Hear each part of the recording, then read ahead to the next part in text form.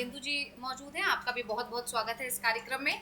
तो वोट चोरी को लेकर जिस तरह से अब धीरे धीरे पूरे देश में बवाल मचता जा रहा है, बिहार में राहुल गांधी और तेजस्वी यादव के नेतृत्व में वोटर अधिकार यात्रा निकाली गई और उसका असर बिहार में दिखने लगा है। बीजेपी ये बात भांप चुकी है कि बिहार में जो जनता तक मैसेज महागठबंधन की तरफ से या पूरे इंडिया गठबंधन की तरफ से पहुंचाया जा रहा था, उसका असर दिख रहा है। वोट चोरी के खिलाफ लोगों ने अपनी आवाज बुलंद करना शुरू कर दिया। इसके अलावा पिछले दिन बीपीएससी के जो छात्र हैं, उन्होंने भी विरोध प्रदर्शन किया। TRE-4 के जो सिलेबस को लेकर जो पूरा मुद्दा उठा हुआ है, जो परीक्षा को लेकर, उस पर भी जमकर विरोध प्रदर्शन किया गया छात्रों की तरफ से। यानी बिहार में अब जनता एनडीए सरकार के खिलाफ खुलकर मोर्चा खोल रही है और इसके पीछे की वजह माना जा रहा है मजबूत विपक्ष को। जनता को दिख रहा है कि उनके पास एक विकल्प तैयार हो गया है और इसी वजह से बीजेपी खेमे में खलबली मच गई है।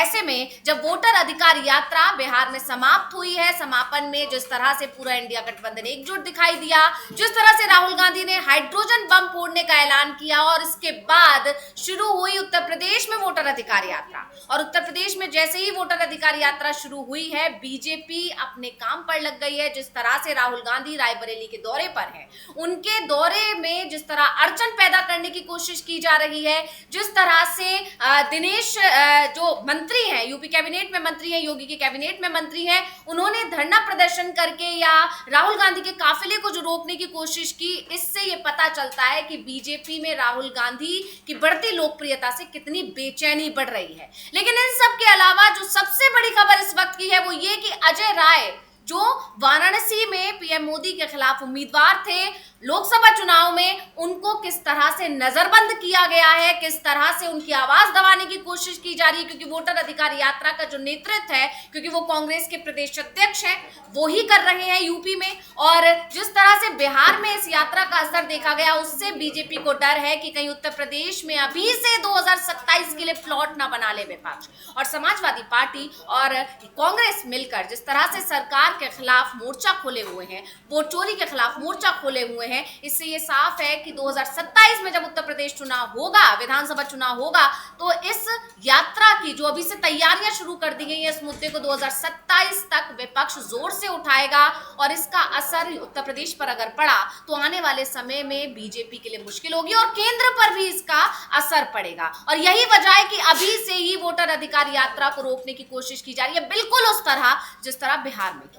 लेकिन विपक्ष ने भी ये ठान रखा है, या विपक्ष लगातार जिस तरह से इस यात्रा को निकाल रहा है या मुखर होकर अपनी बात कर रहा है, उससे साफ है कि विपक्ष रुकने वाला नहीं है। तो अजय राय को जिस तरह रोकने की कोशिश की गई, उनकी आवाज दबाने की कोशिश की गई, उसका वीडियो उन्होंने अपने ट्विटर हैंडल से ट्वीट किया है, उसको हम अभी दिखाएंगे। लेकिन पहले अमलेंदु जी आपके पास आना चाहूंगी कि किस तरह से बिहार में शुरू हुई वोटर अधिकार यात्रा ने अब बीजेपी खेमे में खलबली मचा दी है, या कहें कि बीजेपी की नींद उड़ा दी है। और सबसे बड़ी बात जो देखने को मिल रही है, जिस तरह से कल योगी सरकार के मंत्री दिनेश प्रताप सिंह, उन्होंने जिस तरह सड़क पर उतरकर राहुल गांधी की यात्रा को रोकने की कोशिश की, राहुल गांधी के दौरे में मतलब अड़चन पैदा करने की कोशिश की। क्योंकि इसकी एक वजह ये भी मानी जा रही कि उनकी पर्सनल खींच भी है, खुद वो राहुल गांधी के खिलाफ चुनावी मैदान में उतरे थे रायबरेली से और वो हार गए थे लोकसभा चुनाव के दौरान।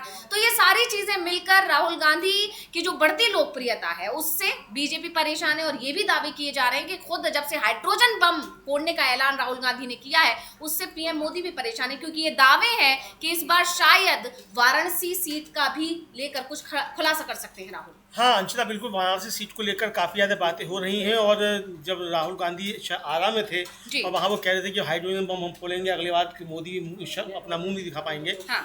तो उस समय किसी भीड़ से आवाज़ आई कि अगला मतलब वाराणसी का हुआ, तो राहुल गांधी ने मुस्कुराए और ऐसे ऐसे करके उन्होंने सिर हिलाया था। इससे समझ में आया कि अगला निशाना राहुल गांधी का वाराणसी होगा। प्रधानमंत्री नरेंद्र मोदी वाराणसी जा रहे हैं और वाराणसी जाने से पहले वोट चोरी के खिलाफ अजय राय जिस तरीके से इस मसले को आगे बढ़ा रहे हैं, और साफ तौर पर कहा जा रहा है कि वाराणसी में प्रधानमंत्री नरेंद्र मोदी वोट चोरी करके सांसद बने, वहाँ से चुनाव जीते, तो इसको लेकर अब काफ़ी ज़्यादा आरोप लग रहे हैं।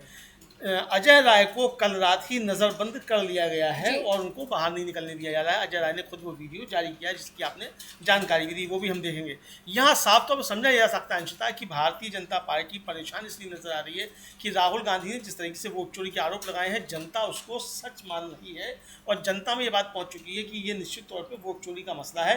और कल राहुल गांधी ने कहा भी था कि वोट चोरी का मसला जो है, ये मुद्दा जो है आम जनता तक पहुँच चुका है। बच्चा अब इसके खिलाफ बात कर रहा है, वोट चोरी के खिलाफ। तो प्रधानमंत्री नरेंद्र मोदी से लेकर और भारतीय जनता पार्टी का तमाम नेता जो हैं वो घबराए हुए दिखाई पड़ते हैं इस वोट चोरी के मसले पर। तो ये अब जिस तरीके से अजय राय को नज़रबंद किया गया, इससे साफ तौर से जाहिर होता है कि शायद प्रधानमंत्री नरेंद्र मोदी को बनारस में अपने खिलाफ किसी भारी विरोध प्रदर्शन की आशंका रही होगी, इसीलिए अजय राय को नज़रबंद किया गया। चूँकि वाराणसी का मसला भी बहुत ज़्यादा गंभीर और ये आरोप लग रहे हैं कि प्रधानमंत्री नरेंद्र मोदी चोरी के वोटों से बनारस से सांसद बने, तो हो सकता है कि इसीलिए अजय राय को नज़रबंद कराया गया। जी बिल्कुल, हम वो पहले वीडियो देख सकते हैं कि किस तरह से अजय राय को रोकने की कोशिश की गई, उन्हें नजरबंद किया गया। और इस पर सवाल उठते हैं कि आखिर एक प्रदर्शन अगर कर रही है विपक्ष, जिसका काम है एक वोटर अधिकार यात्रा अगर निकाली जा रही है, तो उससे आखिर सरकार को इतनी परेशानी क्यों हो रही है, क्यों अजय राय को नजरबंद किया गया? ये तमाम सवाल उठ रहे हैं, इस पर आगे हम लगातार चर्चा कर रहे हैं। लेकिन पहले अजय राय का वो वीडियो देखिए जो उन्होंने ट्वीट करके जानकारी दी है। लिख के दीजिए, इसी से आ गए हैं मैं भिजवा रहा हूँ। यहाँ आज तो पहले कैसे हम तो मना कर रहे थे, हम भी ऐसे आने का समय नहीं है ना, हम तो यही है कि कोई आने का समय नहीं है। तो साहब गलत समय है खाना, आप लिख के दीजिए, रुकना ही है। फोन करिए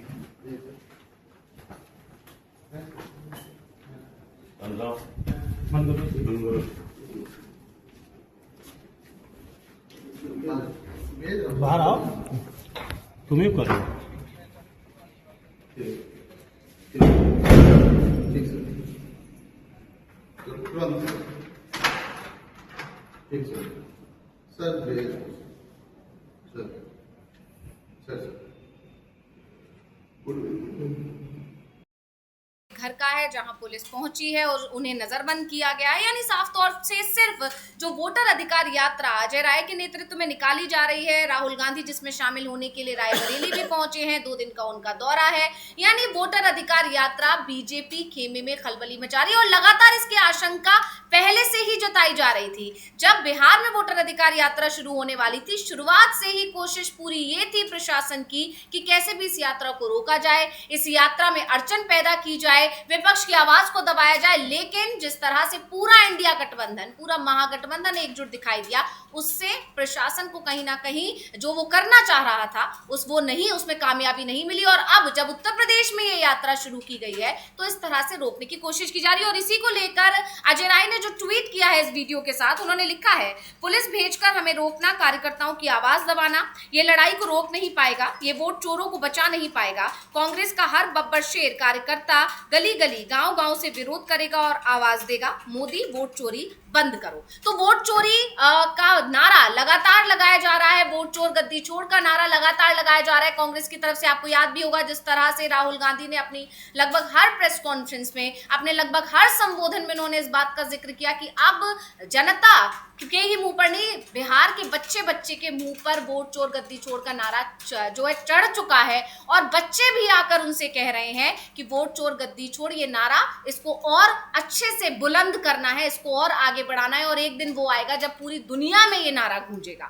तो इस तरह से लगातार विपक्ष मोदी सरकार पर और इधर एनडीए सरकार, चाहे वो बिहार की हो या फिर हम बात करें यूपी की, उत्तर प्रदेश में जो बीजेपी सरकार है, उस पर लगातार सवाल उठा रहा है। और सबसे बड़ा सवाल यहाँ पर इस वक्त पीएम मोदी की कुर्सी को लेकर खड़ा हुआ है, क्योंकि वाराणसी पर लगातार सवाल है। वाराणसी के जो नतीजे आए थे उस पर शुरुआत से अजय राय हो या कांग्रेस हो सवाल उठाती रही है। क्योंकि आपको याद होगा अमलेंदु जी, जिस दिन नतीजे थे उस दिन लगातार देखा जा रहा था कि लगभग 5 राउंड तक अजय राय ही आगे बने हुए थे। और ये अपने आप में बहुत ही हैरान करने वाला जो चल रहा था उस वक्त काउंटिंग, वो बहुत ही हैरान करने वाली थी, क्योंकि पीएम मोदी पीछे चल रहे थे। ये बड़ी बात थी। हाँ बिल्कुल, पीएम मोदी लगातार पीछे चल रहे थे और अचानक से फिर देखा गया कि काउंटिंग रोक दी गई। और काउंटिंग रोकने के काफी देर बाद जब खबरें आना शुरू हुई तो मालूम पड़ा कि प्रधानमंत्री नरेंद्र मोदी आगे हो गए हैं।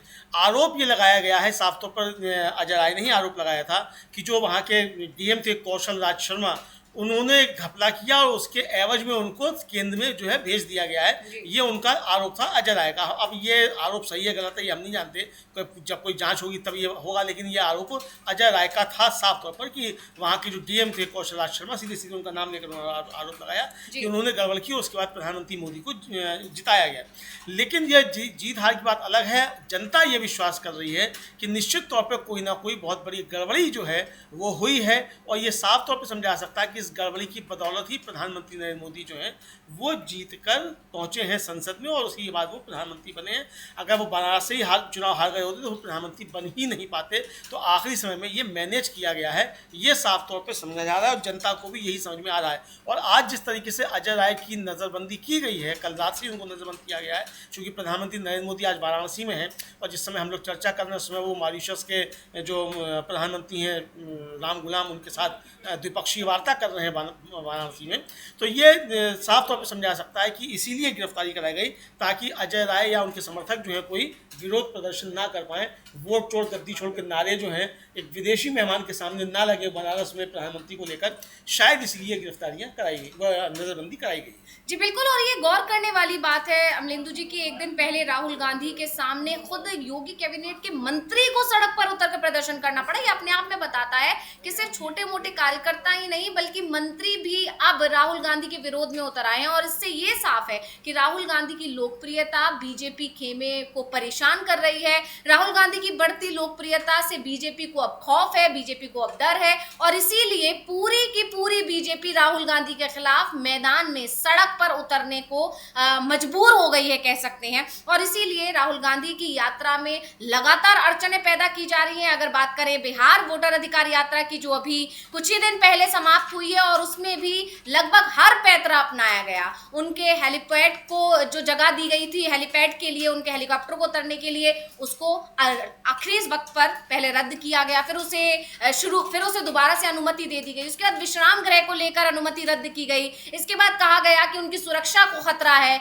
इसके बाद जहां गांधी मैदान में समापन का कार्यक्रम होना था उसमें भी उनको अनुमति आखिरी समय तक लटकाए रखी। रुकने के लिए वहां पर अनुमति मांगी गई थी एक दिन पहले, रात में विश्राम के लिए, उस अनुमति को नहीं दिया गया। तो ये सारी चीजें बताती हैं कि राहुल गांधी की वोटर अधिकार यात्रा से कहीं ना कहीं एनडीए के अंदर, बीजेपी के अंदर खलबली है। और इसकी वजह हर कोई जानता है। जिस तरह से भारत जोड़ो यात्रा निकाली गई, उसके बाद भारत जोड़ो न्याय यात्रा निकाली गई, और उस यात्रा से कितना असर पड़ा लोकसभा चुनाव में, ये सबके सामने है। और अब क्योंकि राहुल गांधी ने हाइड्रोजन बम फोड़ने का ऐलान कर दिया है, समापन वाले दिन राहुल गांधी ने जिस तरह से कहा कि अब हाइड्रोजन बम फोड़ेंगे, और इस बार उनके निशाने पर सीधे पीएम मोदी थे। उन्होंने कहा कि इस बार जो खुलासा होगा उसके बाद पीएम मोदी अपना चेहरा तक नहीं दिखा पाएंगे देश को। तो इससे साफ इशारा जाता है कि निशाना इस बार पीएम मोदी है, उनकी कुर्सी है। और इसीलिए बीजेपी अब इस यात्रा को रोकने के लिए, इसमें अड़वंगा लगाने के लिए, इसमें पेच फंसाने के लिए हर कोशिश कर रही है। प्रशासन को लगा दिया गया है, कार्यकर्ता नेता सड़क पर उतरकर विरोध प्रदर्शन कर रहे हैं। बिहार में भी इस तरह से देखा गया कि लगातार विरोध प्रदर्शन हुआ, काले कपड़े पहनकर बीजेपी के नेताओं ने प्रदर्शन किया। हालांकि राहुल गांधी ने एक अलग मैसेज देते हुए उन कार्यकर्ताओं से जाके बात की, उनको चॉकलेट दी, उनको पानी दिया और पूछा कि आखिर आप विरोध क्यों कर रहे हैं, जिसका जवाब उनके पास नहीं था।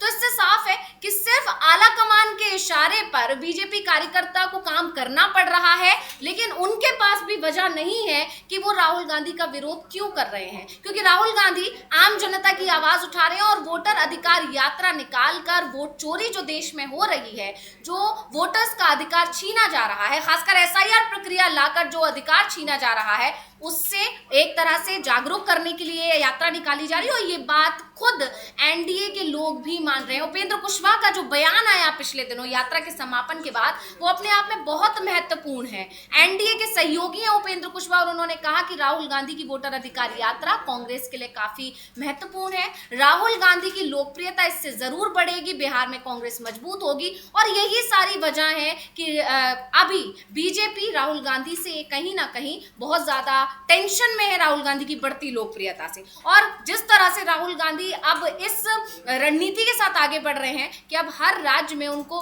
कांग्रेस को उतना ही मजबूत करना है जैसे एक समय पर हुआ करती थी, और उसमें कहीं ना कहीं राहुल गांधी को सफलता भी मिलती हुई दिखाई दे रही है। हाँ, बिल्कुल सफलता मिलती दिखाई दे रही है। और अंशतः आपको याद होगा कि राहुल गांधी जब गए थे गुजरात, जब वहाँ कांग्रेस के दफ्तरों पर हमले हुए थे उसके बाद, तो उन्होंने वहाँ साफ तौर पर ऐलान किया था कि आप चिंता मत कीजिए, अब हम आपसे गुजरात छीनेंगे और हम आपको चैलेंज करके दे रहे हैं कि हम छीनेंगे। और वहाँ उस पर काम करते हुए अब दिखाई दे रहे हैं राहुल गांधी। कल ही मल्लिकार्जुन खड़गे जूनागढ़ में थे, गुजरात में, और वहाँ उन्होंने जोरदार तरीके से नरेंद्र मोदी और अमित शाह को, दोनों को चैलेंज दिया।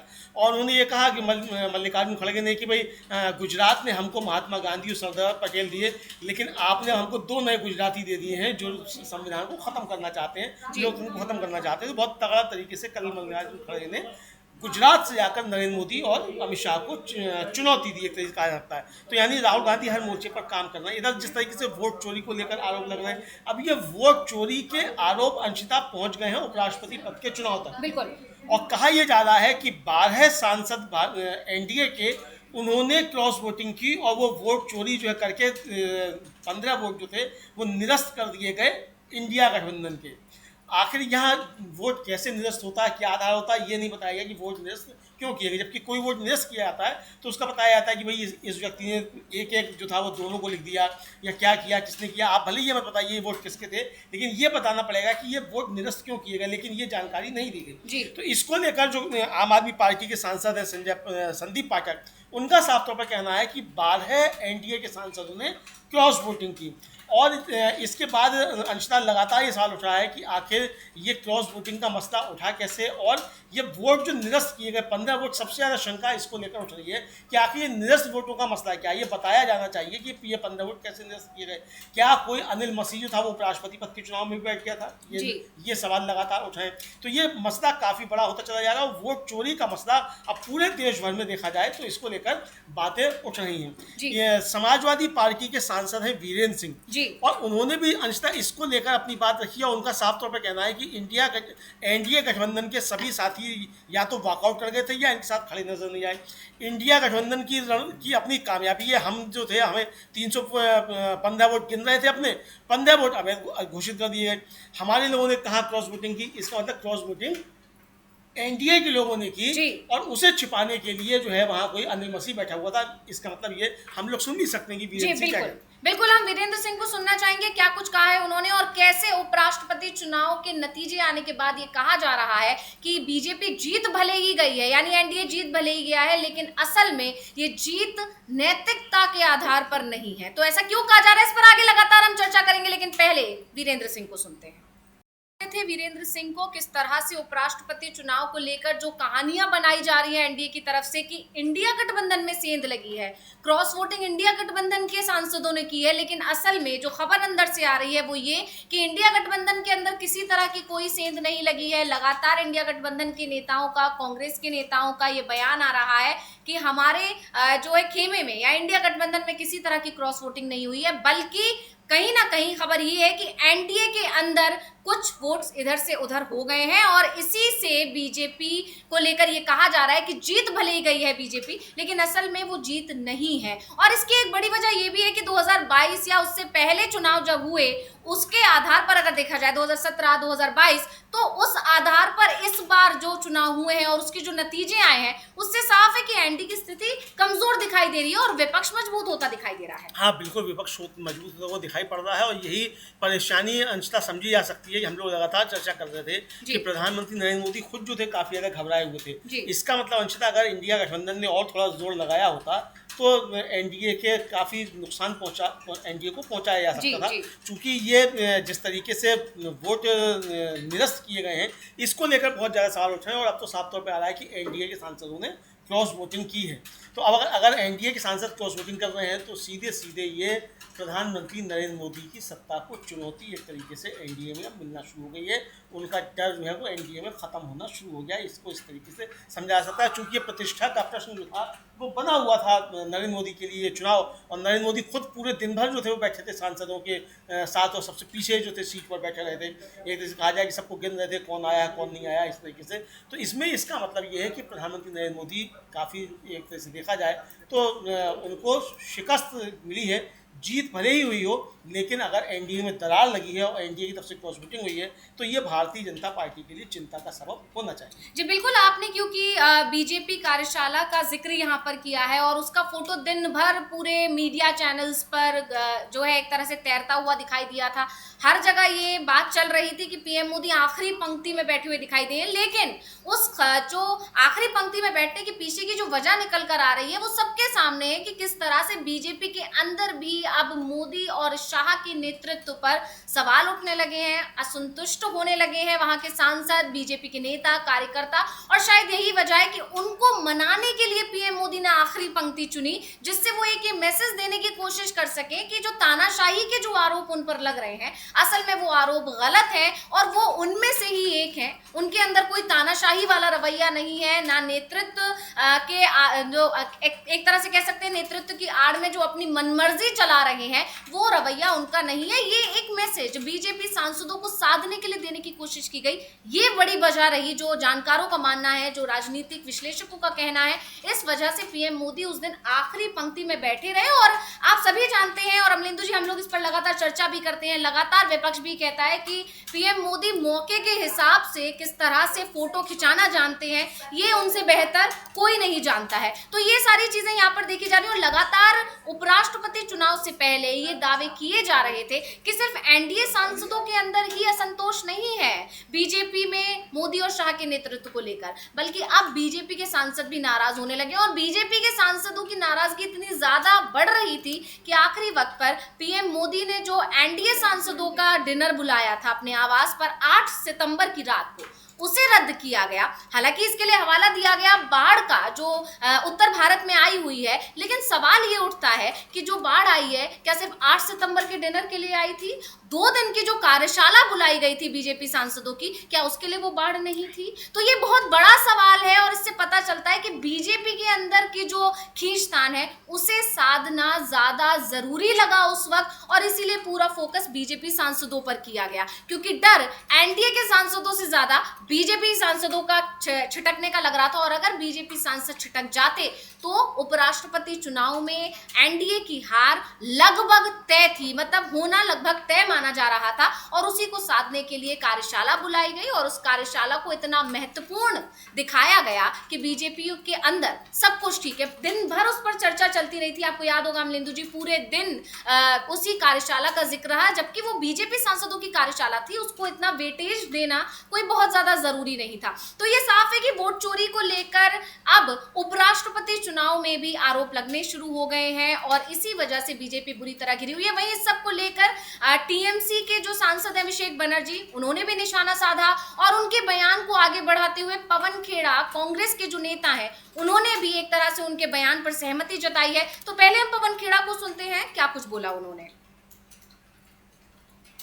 राष्ट्रपति चुनाव के नतीजे आ चुके हैं और उसके बाद जैसा कि सबके सामने है, सीपी राधाकृष्णन नए उपराष्ट्रपति बन चुके हैं, एनडीए को जीत मिल चुकी है, लेकिन ये जीत लगातार सवालों में है। लेकिन इस सब के बीच में अभी सवाल अजय राय की नजरबंदी पर उठ रहे हैं कि आखिर वोटर अधिकार यात्रा को रोकने की इतनी कोशिश क्यों हो रही है। इतनी कोशिश तो बिहार में नहीं हुई जितनी कोशिश यूपी में हो रही। तो ऐसा कौन सा राज यूपी में छिपा हुआ है अमलेंदु जी कि वोटर अधिकार यात्रा उत्तर प्रदेश में शुरू होते ही पूरी की पूरी योगी सरकार उतर आई है मैदान में? क्योंकि एक मंत्री अगर उतरकर सड़क पर एक सांसद के खिलाफ प्रदर्शन कर रहा है तो इससे साफ है कि कहीं ना कहीं बीजेपी आलाकमान के इशारे पर ही दिनेश प्रताप सिंह मैदान में उतरे होंगे और ये प्रदर्शन कर रहे होंगे, क्योंकि अभी तक उनसे इस तरह का कोई सवाल भी नहीं किया गया है, कोई ऐसी जानकारी निकल कर नहीं आई है कि उनको कोई कारण बताओ नोटिस भेजा गया हो पार्टी की तरफ से या उनसे सवाल किया गया हो या सरकार की तरफ से कि आखिर आपने इस तरह का विरोध प्रदर्शन क्यों किया।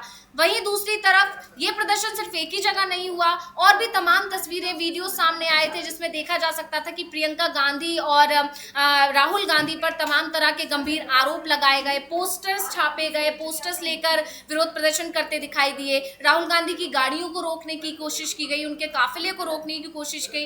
हालांकि राहुल गांधी ने अपनी बात जारी रखी, तानाशाही का आरोप लगाया चुनाव आयोग पर, मोदी सरकार पर, बीजेपी सरकार पर। ये आरोप उन्होंने लगातार लगाए और ये साफ कर दिया कि कितनी भी कोशिश चाहे सरकार की तरफ से कर ली जाए, पुलिस प्रशासन की तरफ से कर ली जाए, लेकिन विपक्ष अपनी आवाज को रुकने नहीं देगा, दबने नहीं देगा। और इस सब को लेकर एक दिन पहले अजय राय का जो बयान था, अब हम वो सुन लेते हैं कि कांग्रेस प्रदेश अध्यक्ष ने क्या कुछ कहा। और वोट चोरी को लेकर लगातार कांग्रेस हमलावर दिखाई दे रही है। वहीं इन सबके बीच में अभी हम पहले इस पर और चर्चा करेंगे अभी, लेकिन अभिषेक मनु सिंघवी ने चुनाव आयोग पर कई सवाल उठाए हैं। उन्होंने कहा कि चुनाव आयोग एक संवैधानिक संस्था है, ऐसे में उसे क्या आवश्यकता है कि जब कोर्ट कोई निर्देश दे तब वो कदम उठाए। बिल्कुल बहुत बड़ा सवाल उन्होंने उठाया है। जिस तरह से लगातार कोर्ट की तरफ से निर्देश दिया गया कि आधार को जोड़ा जाए, आधार को बार-बार दस्तावेज बनाया जाए, आधार कार्ड जरूरी है उन तमाम दस्तावेजों में जो एसआईआर प्रक्रिया के लिए जरूरी दस्तावेज बताए गए हैं, तो आखिर चुनाव आयोग ने इतनी देरी क्यों की? और आखिरकार बैकफुट पर आया चुनाव आयोग और कोर्ट का आदेश, कोर्ट का निर्देश उसे मानना ही पड़ा, लेकिन इतनी देरी क्यों लगा? इस पर उन्होंने सवाल उठाया। तो पहले हम अभिषेक मनु सिंघवी को सुन लेते हैं, क्या कुछ बोले हैं वो, इस पर आगे चर्चा करेंगे। तो जहां तक बिहार का सवाल है, मेरा मुख्य जो बिंदु है वो ये नहीं है बताना कि क्या हुआ, भैया ये ठीक करिए इसको, क्योंकि आप जानते हैं कि क्या हुआ। मैं खुद पेश हो रहा हूँ उच्चतम न्यायालय में, अनेक हियरिंग्स हुई हैं, तो मैं किसी सब जुडिस मैटर के मेरिट्स पे नहीं कहूँगा, लेकिन जो मैं ज़्यादा जागरूक करना चाहता हूँ आपके समक्ष और उठाना चाहता हूँ प्रत्यक्ष रूप से, वो ये बात है कि किस प्रकार से चुनाव आयोग ने हर कदम पर विरोध किया, हर मुद्दे पे, जब तक कि उच्चतम न्यायालय ने एक आदेश नहीं दिया और उसको आदेश में परिवर्तित नहीं किया। ये क्यों है कि एक सांविधानिक संस्था जिसका अधिकार क्षेत्र है, जिसका उत्तरदायित्व है कि वो संवैधानिक मूल्यों को आगे बढ़ावा दे, उसको इसकी आवश्यकता क्या है कि कोर्ट कचहरी उसे आदेश दे? स्वतः बिना आदेश के उन्होंने ऐसे कई कदम क्यों नहीं उठाए बिहार के विषय में? क्या बातें हैं वो? पहला तो ये कि उन्होंने शुरुआत से स्टेक होल्डर्स को, लोगों को किसी रूप से वार्तालाप में, एंगेजमेंट में नहीं रखा, और ये नहीं बताया कि 2003 में जो बिहार की एक्साइज हुई थी वो संसद के चुनाव के 1 वर्ष पहले शुरू हुई थी और असेंबली के चुनाव के 2 वर्ष पहले। इस बार अचानक जून के अंत में जो उन्होंने प्रक्रिया शुरू की, बिना किसी चेतावनी, सूचना, बिना हर पक्ष को वार्तालाप में लिए हुए उन्होंने क्यों शुरू किया, ये आज तक हमको उन्होंने बताया नहीं है। उनको ये भी मालूम है कि महाराष्ट्र में और अरुणाचल में, पहले की बात है, 2003 की भी बात है, इसी मुद्दे पे एसआईआर एक्सरसाइज स्थगित की गई थी कि चुनाव अभी निकट भविष्य में होने वाले हैं, जैसे कि बिहार में अब 4 महीने में होने वाले थे, जून में। तो जिस कारणों से उन्होंने पहले ये नहीं किया, वो क्यों किया है, इसका हमको अभी तक रहस्य नहीं बताया गया है। दूसरा, उन्होंने एक पूरी सूची दी कि क्यों, कैसे, कब, किस प्रकार से एसआईआर होगी बिहार में। उस सूची में बहुत सारे दस्तावेजों के नाम लिखे, और रोचक है कि उस दस्तावेज का नाम लिखा ही नहीं, उसको हटा दिया लिस्ट से। जो सबसे ज़्यादा प्रचलित है, सबसे ज़्यादा प्रमाणित है, आधार। ये भी एक बहुत ही रहस्यमय बात है। जल्दबाजी में जो जनगणना होगी, लोकतंत्र की नींव उससे कमज़ोर होगी, इस बात का ध्यान नहीं रखा। आधार से जुड़ा है हर घर, हर द्वार, फिर भी आयोग क्यों कर रहा है आधार से इनकार, इसका जवाब भी नहीं दिया उन्होंने। राशन, पेंशन, टैक्स में आधार है स्वीकार, तो मतदाता सूची में क्यों है इनकार? ये अब जो हुआ उच्चतम न्यायालय ने कहा, उसकी बात नहीं कर रहा हूं मैं उनके रवैये, उनके रुख की बात कर रहा हूं।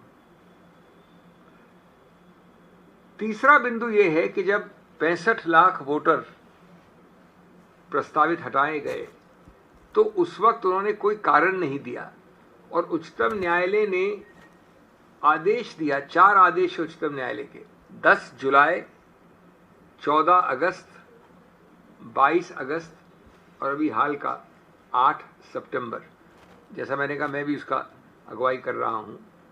लेकिन जब तक 8 सितंबर 2025 को उच्चतम न्यायालय ने ये नहीं कह दिया कि हमने 3 पहले आदेश दिए थे। पहले हमने एक सुझाव के रूप से कहा था, बाद में हमने बार बार कहा लेकिन आप ये नहीं कर रहे हैं कि आधार को हम स्वीकार करेंगे, इसलिए हमको आज विवश होना पड़ता है ये कहने के लिए कि हमारा आदेश आप परिवर्तित करिए अपने एक सर्कुलर में, अपने एक एडमिनिस्ट्रेटिव ऑर्डर में।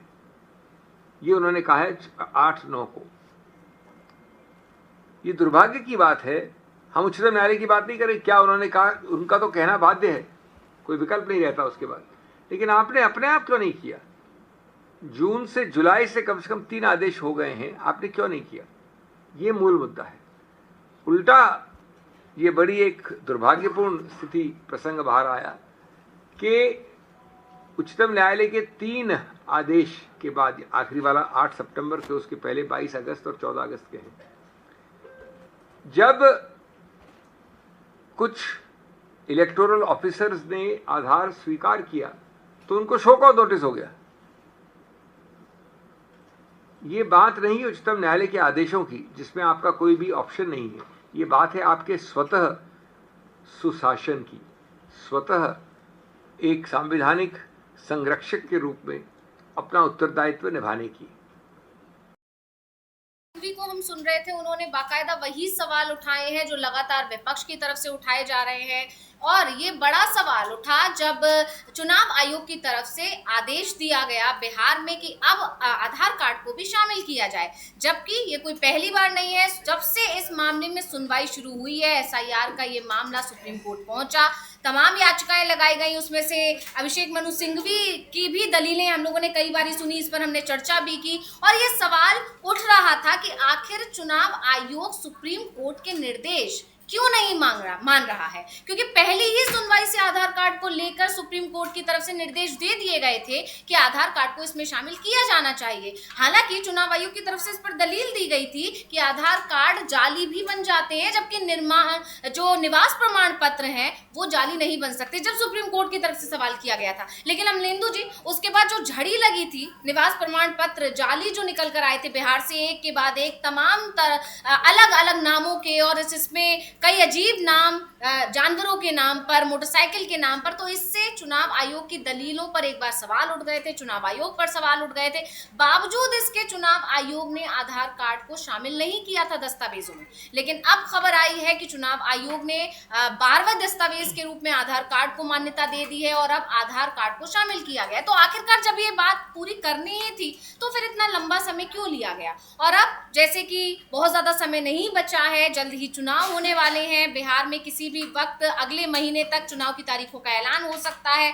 और एसआईआर प्रक्रिया को लेकर जो सुप्रीम कोर्ट का रवैया है, उससे एक बात तो तय है कि चुनाव आयोग जो करने की कोशिश कर रहा था बीजेपी के इशारे पर, उसमें उसे कामयाबी नहीं मिलेगी। वहीं दूसरी तरफ वोटर अधिकार यात्रा इस वक्त सबसे ज्यादा चर्चाओं में बनी हुई है, क्योंकि बिहार में जो चुनाव है उस पर इसका असर जरूर दिखाई देगा। और यही वजह है कि उत्तर प्रदेश में जब ये यात्रा शुरू की गई है, वो उफान पर पहुंच पाए, वो अपनी बात जनता तक पहुंचा पाए, उससे पहले ही उसको रोकने की कोशिश की जा रही है। और क्योंकि वहां पर इसका नेतृत्व अजय राय की तरफ से किया जा रहा है, प्रदेश अध्यक्ष है वो उत्तर प्रदेश में, तो सबसे पहले अजय राय को ही टारगेट करके उनको नजरबंद कर दिया गया है। और इसी मुद्दे को अब कांग्रेस और जोर से उठाएगी और इसका असर भी बीजेपी के लिए कहीं ना कहीं उल्टा पड़ सकता है। अमलेंदु जी, हाँ बिल्कुल, इसके लिए इसका असर जो बीजेपी को उल्टा पड़ सकता है। और ये वोटर अधिकार यात्रा जिस तरीके से सफल हुई अंशतः बिहार में, और ये सिर्फ बिहार में ही सफल नहीं हुई, इसका असर पूरे देश पर जाकर पड़ा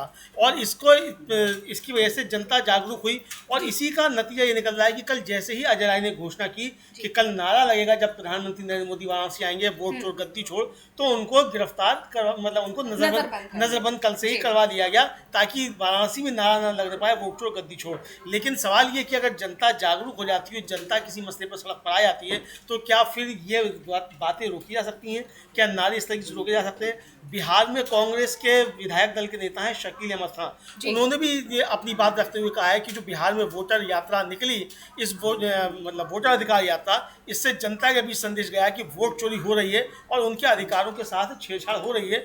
और इस यात्रा से जनता सजग हुई है, लोग अपने अधिकारों के प्रति जागरूक हुए हैं और वोटर अधिकार यात्रा से निकला नारा वोट चोर गद्दी छोड़ अब पूरे देश में फैल गया है। राहुल गांधी की यात्रा से बिहार की जनता जाग गई और उन्होंने अपना पूरा समर्थन वोटर अधिकार यात्रा को दिया। हम सुन सकते हैं शकील खान को, क्या कुछ बोले हैं वो, एक बार सुनिए। राहुल गांधी जी की यात्रा से जो बिहार में मामला हुआ, उस यात्रा से जनमानस में ये बात चली गई और उसको ये विश्वास हो गया कि नहीं, ये सही है कि हमारे वोट की चोरी या वोट का एन केन प्रकार खेल हो रहा है। तो आप देखिएगा कि बड़े पैमाने पर वहाँ लोगों में सजगता भी आई और सजगता के माध्यम से लोगों ने अपना प्रयास करके, क्योंकि वहाँ के BLO, आप देखिएगा कि वहाँ जो हमारा ब्लॉक ऑफिस है, वहाँ सर्टिफिकेट मांगे जा रहे थे। फर्ज कीजिए कि हमको रेसिडेंशियल सर्टिफिकेट है, लाखों का पाइल ऑन हुआ, दे नहीं रहे थे, क्योंकि पूरी साजिश थी कि हमारे पास जो डॉक्यूमेंट भी 11 डॉक्यूमेंट में भी जो डॉक्यूमेंट मांगा जा रहा है और उसमें किसी डॉक्यूमेंट्स की जरूरत हमको ब्लॉक से है, उसको भी इंस्टॉल करने की कोशिश की गई। राहुल गांधी जी की यात्रा से यह पता चल गया, लोगों में जिज्ञासा आई, लोग दूर दूर से आने लगे और वोट चोर गद्दी चोर का नारा बच्चे में भी ये सवाल गहराने लगा। और वोट चोर गद्दी चोर के साथ साथ SIR के मामले से पूरे देश में एक तरह की जागृति आई। यह प्रश्न बहुत इंपॉर्टेंट प्रश्न है और आज के दिन में भी यह बात बना हुआ है। फिर वोट चोरी के मामले से क्या क्या चीजें लिंकेजेस हैं, जो राहुल गांधी जी की जो आखिरी सभा जो यहाँ पटना के डाक बंगले पे हुई है, कि वोट चोरी का संबंध किस किस चीज़ों से है, उसके बारे में डिटेल में हमारे प्रदेश अध्यक्ष जी बताएंगे। तो ये मोटा मोटी ये बात है कि परिप्रेक्ष्य क्या था, दूसरा उस परिप्रेक्ष्य की वजह से SIR कैसे आया, SIR के साथ जिस तरह से भारतीय जनता पार्टी ने उसको डिफेंड करना शुरू किया। और अब इसीलिए आप देखिएगा कि बिहार के जनता की जागृति की वजह से, बिहार के जनता ने जिस तरह से रिस्पॉन्ड किया है, तो एक और रिस्पॉन्स मांगने की कोशिश की गई थी बिहार में बंद के नाम पे, और उस रिस्पॉन्ड का क्या हुआ आपको भी हमेशा पता है। तो मिला जुला करके Bharatiya Janata party, election commission और मौजूदा सरकार बिहार की और देश की सरकार अब उनके सामने जो सवाल है उससे बच नहीं पाएगी। और बिहार के जो बुनियादी सवाल हैं, बिहार के मजदूरों के, किसानों के, नौजवानों के, महिलाओं के, वो सवाल आज भी खड़े हैं जिसके ऊपर हमारा चुनाव होना है। देश के हित में हम अव्वल लोग हैं प्रोटेक्ट करने के लिए। देश को जिंदा रखना, देश में एकता रखना और देश एक रहना, इसके लिए हर कुर्बानी देने के लिए कांग्रेस के लोग आज भी तैयार है। और पहला जो हमने सैक्रिफाइस किया देश को आजादी की दिला, और ये गुलामी का काम करते थे, ये ब्रिटिशर के गुलाम थे, नौकरी के लिए उनके पीछे फिरते थे, आजादी के लिए इन्होंने लड़ा नहीं। हमारे लोग आजादी के लिए लड़े, फांसी पे चढ़े, लाठियां खाए, जेल में भर गए। इन्हों क्या करे भाई, क्या करे? अब मलाई खाते बैठे हैं, दोस्तों को खिला रहे हैं। मल्लिकार्जुन खड़गे राज्यसभा में बीजेपी के नेता मल्लिकार्जुन खड़गे को सुन रहे थे। उन्होंने कांग्रेस के, माफी चाहूंगी, कांग्रेस के नेता को सुन रहे थे हम, और उन्होंने साफ साफ कहा कि अंग्रेजों के खिलाफ लड़ाई कांग्रेस ने लड़ी, कांग्रेस की तरफ से कुर्बानियां दी गई, और वहीं दूसरी तरफ RSS की तरफ से अंग्रेजों की मदद की गई। जिस तरह के जो आरोप लगते हैं नफरत की राजनीति करने के, देश को बांटने की राजनीति करने के, ये आरोप तभी से RSS पर लगते रहे और अब उस काम को बीजेपी आगे बढ़ा रही है। यानी RSS और बीजेपी पर एक बार फिर हमलावर दिखाई दिए हैं मल्लिकार्जुन खड़गे, और इसकी वजह आप जानते हैं अभी RSS के चीफ हैं मोहन भागवत, उनकी 75वीं वर्षगांठ है। इसके अलावा आने वाले दिनों में 17 तारीख को PM मोदी का भी जन्मदिन है, और उस पर भी कई सवाल उठ रहे हैं कि क्या PM मोदी अपने पद से, अपनी कुर्सी से इस्तीफा दे देंगे, क्योंकि जिस तरह का मोदी और शाह के नेतृत्व के बाद से जो माहौल बीजेपी के अंदर बन गया है कि 75 साल वाले जो नेता हैं, जो उनको साइड लाइन कर दिया जाता है, क्या उसी प्रथा को अब बीजेपी आलाकमान आगे बढ़ाएगा? क्या खुद पीएम मोदी उस पर खरे उतरेंगे? ये कई सवाल खड़े हो रहे हैं और इसी वजह से जिस तरह पीएम मोदी कुर्सी पर बैठे हुए हैं, लगातार जमे हुए हैं, उसी के चलते जो बीजेपी के अंदर अब उनके खिलाफ असंतोष पनप रहा है। और इन सब के बीच अब कई और सवाल खड़े हो रहे हैं लगातार। एसआईआर को लेकर जिस तरह से बवाल पूरे देश में मचा हुआ है, एसआईआर अब पूरे देश में होगा, इसकी आशंका पहले ममता बनर्जी ने सबसे पहले जता दी थी जब बिहार में एसआईआर प्रक्रिया शुरू हुई थी। आप जानते हैं कि बंगाल में बिहार के तुरंत बाद चुनाव होंगे, 2026 के शुरुआत में चुनाव होंगे और इसीलिए ममता बनर्जी पहली नेता थी, पहली सीएम थी जिन्होंने ये ऐलान कर दिया था कि ये सिर्फ बिहार तक सीमित नहीं रहने वाला है, ये दूसरे राज्यों में भी होगा, बंगाल में भी होगा, असम में भी होगा। और जैसा कि ममता बनर्जी ने कहा था ठीक वैसा ही होता दिखाई दिया। कुछ दिनों बाद ही चुनाव आयोग की तरफ से एक नोटिफिकेशन जारी कर दिया गया और साफ कर दिया गया कि पूरे देश में एसआईआर प्रक्रिया की जाएगी। हालांकि एसआईआर प्रक्रिया का विरोध एनडीए के अंदर भी हो रहा है। एनडीए के ही कई लोग, कई जो घटक दल हैं वो इस पर सवाल उठा चुके हैं कि आखिर एसआईआर प्रक्रिया की जरूरत क्या है। दूसरी चीज, बिहार में जिस तरह से जल्दबाजी में ये प्रक्रिया कराई गई, इस पर भी एनडीए के ही कई नेताओं ने, कई सांसदों ने सवाल उठाए। टीडीपी के सांसदों ने बाकायदा पत्र लिखा चुनाव आयोग को, जेडीयू के सांसदों और विधायकों ने इस पर आपत्ति जताई। तो इससे साफ है कि एसआईआर को लेकर चुनाव आयोग के साथ सिर्फ बीजेपी खड़ी हुई है और इसकी वजह भी सभी जानते हैं। जिस तरह से मिलीभगत के दोनों पर आरोप लगते हैं, वो आरोप एक बार फिर सच साबित एसआईआर के जरिए से होते दिखाई दे रहे हैं। एसआईआर की आड़ में जिस तरह वोट चोरी की जा रही है, जो आरोप विपक्ष लगा रहा है और जो तमाम चीजें निकल कर आई हैं, लगातार जो सबूत विपक्ष की तरफ से रखे जा रहे हैं। राहुल गांधी ने जो 7 अगस्त को प्रेस कॉन्फ्रेंस की, उसमें वोटर लिस्ट में धांधली को लेकर जो बड़े खुलासे उन्होंने किए, उसके जवाब चुनाव आयोग नहीं दे पा रहा है। उल्टा राहुल गांधी से जो एफिडेविट मांगा गया, उस एफिडेविट पर राहुल गांधी ने जब कोई जवाब नहीं दिया है तो चुनाव आयोग शांत बैठ गया है। और इसकी वजह यही है, या इससे साफ संकेत मिलते हैं कि विपक्ष के जो सबूत हैं उनमें इतना दम है कि चुनाव आयोग जानता है कि अगर इस मुद्दे को चुनाव आयोग की तरफ से ज्यादा उठाया गया या ज्यादा खींचा गया तो चुनाव आयोग उल्टा सुप्रीम कोर्ट में घिर जाएगा। जिस तरह से कई पूर्व चुनाव आयुक्तों के, मुख्य चुनाव आयुक्तों के बयान आए हैं, चुनाव आयोग पर सवाल उठाए हैं, ज्ञानेश कुमार की कार्यप्रणाली पर सवाल जिस तरह उनकी तरफ से उठाए गए हैं, पूर्व अधिकारियों की तरफ से जो सवाल उठाए गए हैं, उससे चुनाव आयोग सवालों में घिर गया है। जनता का विश्वास अब उससे उठता दिखाई दे रहा है। और इसी सब को लेकर जब एसआईआर प्रक्रिया फिर भी पूरे देश में की जा रही है, उसको लेकर पवन खेड़ा ने कुछ आरोप लगाए हैं। क्या कुछ बोले हैं, सुनिए। पवन खेड़ा को हमने सुना। और बिहार में जो एसआईआर प्रक्रिया जल्दबाजी में नहीं हो सकती है, हर कोई जानता है। और इसीलिए जब पहली बार सुप्रीम कोर्ट में इस मामले पर सुनवाई हुई थी, तब सुप्रीम कोर्ट का पहला ही सवाल ये था कि आखिर ये काम तो गृह मंत्रालय का है, तो फिर चुनाव आयोग क्यों कर रहा है और इतनी जल्दबाजी क्यों की जा रही है। वोटर्स को पूरा समय मिलना चाहिए अपने दस्तावेज जमा करने का। अगर किसी वजह से उनका नाम कट गया है तो उनको पूरी जानकारी उसकी होनी चाहिए कि आखिर नाम क्यों कटा, और अगर वो गलत वजह से नाम कटा है तो उनके पास पूरा समय होना चाहिए कि वो नाम अपना वापस जुड़वा सके। और इस पूरी प्रक्रिया में कम से कम 6 महीने से 1 साल का समय लगता है। लेकिन चुनाव सिर पर है बिहार के, और उससे पहले जल्दबाजी में जो ये प्रक्रिया शुरू की गई, उसके चलते चुनाव आयोग और बीजेपी दोनों ही सवालों में है। और बिहार में ये बात जनता समझ रही है, विपक्ष की आवाज जनता समझ रही है, विपक्ष जिस तरह जागरूक करने की कोशिश कर रहा है उसे समझ रही है। और इसी के चलते चुनाव आयोग लगातार घिरता चला जा रहा है। विपक्ष इस मुद्दे को सिर्फ बिहार तक ही सीमित नहीं रखेगा, ये तय हो चुका है, पूरे देश में इस मुद्दे को उठाया जाएगा। और इसकी शुरुआत जैसे कि गुजरात में भी एक वोटर अधिकार यात्रा निकाली जा रही है, अभी छोटे लेवल पर निकाली जा रही है, उत्तर प्रदेश में निकाली जा रही है। लेकिन फिलहाल फोकस उत्तर प्रदेश पर ज्यादा है, क्योंकि उत्तर प्रदेश में 2027 में विधानसभा चुनाव होने हैं। और ये हर कोई जानता है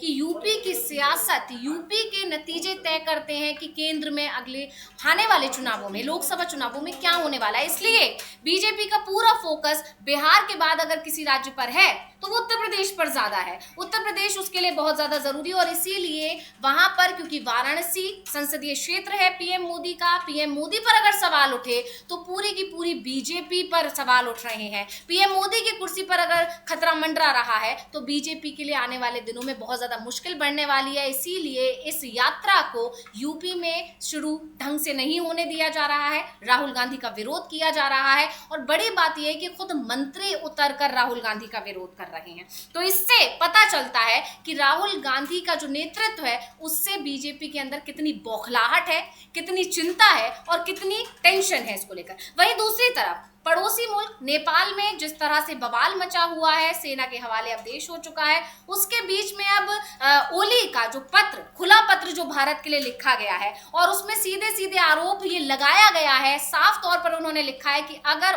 वो भारत के आगे नतमस्तक हो जाते तो शायद अपनी सत्ता बचा सकते थे। अपने आप में काफी गंभीर आरोप है अमलेंदु जी। हाँ, काफी गंभीर आरोप है। उन्होंने जो पत्र लिखा है अंशुला, उसमें साफ तौर पर लिखा है कि अगर वो भारत के सामने झुकते तो उनकी सत्ता कई सालों तक बनी रहती। और उन्होंने नेपाल का नया नक्शा यूएन में भेजने के कारण पद से हटाए जाने का दावा किया और भारत पर तीखी टिप्पणियां जो है वो उन्होंने की हैं।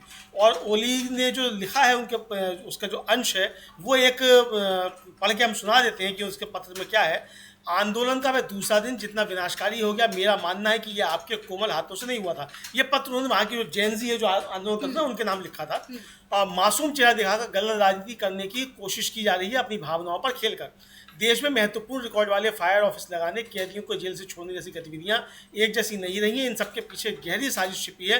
अनगिनत कष्टों और बलिदानों से जो व्यवस्था लाए थे तो उस वक्त हम नहीं बोल पाए, ना महफिल की छूट थी, ना कोई सवाल था। उस अंधेरे से लड़कर संघर्ष कर हम लाए ये रोशनी व्यवस्था। अगर आज आवाज़ उठाने को मिले तो विरोध करो, यही व्यवस्था की देन है। आज इस तंत्र को मारने की कोशिश की जा रही है, आपको इसके प्रति संवेदनशील होना चाहिए। और ये जो सब कुछ उन्होंने बहुत कुछ लिखा है और ये जिस तरीके से उनका कहना है, फिर आखिर में जो उन्होंने लिखा है वो लिखा है कि पद पर रहना या ना रहना मेरे लिए बहुत बड़ा नहीं रहा। मेरे लिए सबसे महत्वपूर्ण बात इस प्रणाली को संरक्षित करना है। यह व्यवस्था जिसने आपको बोलने, चलने, सवाल करने का अधिकार दिया है, उसे बचाने के लिए मेरे जीवन का मुख्य उद्देश्य है। मेरा मानना है कि व्यवस्था के मामले में कोई समझौता नहीं है। तो ये एक तरीके से उन्होंने लिखा है और सीधे सीधे भारत को निशाना बनाने की केपी शर्मा ओली ने कोशिश की है। अब ये कितना सही है कितना गलत है इस पर हमारी सरकार को जवाब देना चाहिए। जवाब आएगा भी निश्चित तौर पर सरकार का, लेकिन वहाँ किस तरीके से नेपाल में राजनीति चल रही है और उसका भारत में क्या प्रभाव हो रहा है ये देखने वाली चीज़ होगी। और इसी को लेकर अब यहाँ पर भी सवाल उठने लगे हैं। आपको याद होगा अभी हाल ही में जब सुप्रीम कोर्ट में एक मामले में सुनवाई हुई थी तो जस्टिस BR गवई ने साफ तौर पर कहा कि भारत के पड़ोसी मुल्कों में जो हालात बने हुए हैं ये हमारे संविधान की ही ताकत है कि भारत अभी बचा हुआ है। यानी एक तरह से उन्होंने फिर कह दिया कि संविधान को जो खतरे में डाला जा रहा है, जिस तरह से उसे बदलाव करने की कोशिश की जा रही है, अगर उसमें सफलता हासिल हुई उन लोगों को जो संविधान बदलना चाहते हैं तो वो दिन दूर नहीं जब बांग्लादेश हो या नेपाल हो या पाकिस्तान में जो हालात बने हुए हैं, यानी सभी पड़ोसी मुल्क जिस मुसीबत से अभी गुजर रहे हैं वो स्थिति भारत में जल्द ही बन सकती है। इसीलिए संविधान को मजबूत रखना, संविधान को बचाए रखना हम सबकी जिम्मेदारी है। ये बात गवई की तरफ से भी की गई और ये कोई पहली बार नहीं है। जस्टिस BR गवई कई बार संविधान की ताकत को बता चुके हैं, कई बार संविधान को बचाने की बात कर चुके हैं। संविधान के लिए एकजुट होकर लड़ना जरूरी है, ये बात उनके बयानों से साफ जाहिर हुई है और लगातार विपक्ष की तरफ से भी संविधान को बचाने की लड़ाई लड़ी जा रही है। यानी साफ है कि संविधान खतरे में है, ये मैसेज पहुंचाया जा रहा है और इसको बचाने की जिम्मेदारी पूरी जनता की है। और यही चीज नेपाल में दिखाई दी कि वहां पर जब इस तरह से तानाशाही बढ़ने लगी, इस तरह से जब जनता का गुस्सा बढ़ा तो उसका असर सबके सामने है, चाहे वो बांग्लादेश हो या फिर वो नेपाल हो। दोनों ही देशों में देखा गया कि किस तरह से वहां जनता जब रोष में आई, जब नाराज हुई तो किस तरह सड़कों पर उतर आई। और अब इसी को लेकर शायद पवन खेड़ा ने भी कुछ सवाल उठाए हैं, क्या कुछ आरोप लगाए हैं, एक बार सुन लेते हैं। हम सुन रहे थे नेपाल में जो हालात बने हुए हैं उसको लेकर उन्होंने एक तरह से आशंका जताई कि भ्रष्टाचार और ये तमाम मुद्दे जो भारत में भी पनप रहे हैं तो इस पर ध्यान देने की जरूरत है। यानी एक बार फिर उन्होंने इशारों में मोदी सरकार पर निशाना साधा, NDA सरकार पर निशाना साधा। यानी हर तरह से अभी भारत सरकार, ये जिस तरह से ओली का खुला पत्र आया है उससे घिर गई है। अब सभी को इंतजार है कि भारत सरकार की तरफ से इस पर क्या जवाब दिया जाएगा। हालांकि इंतजार तो ट्रंप के आरोपों पर जवाब देने का भी है, लेकिन उस पर भी किसी तरह का कोई जो है जवाब नहीं दिया गया, उस पर भी चुप्पी साधे रखी गई। ऐसे में क्या ओली के इस खुले पत्र के बाद भी भारत सरकार की तरफ से कोई जवाब दिया जाएगा या नहीं दिया जाएगा, इस पर भी सवाल खड़े हुए हैं। लेकिन वोटर अधिकार यात्रा को जिस तरह रोकने की कोशिश की जा रही है उससे सरकार पर सवाल उठते हैं, बीजेपी पर सवाल उठते हैं कि आखिर ऐसा क्या है जिस वजह से विपक्ष की आवाज दबाई जा रही है, जिससे छिपाने की कोशिश की जा रही है कि कहीं ऐसा ना हो राहुल गांधी जब हाइड्रोजन बम फोड़े तो उसमें पूरी बीजेपी को बहुत ज्यादा मुसीबत से गुजरना पड़ जाए। यानी बीजेपी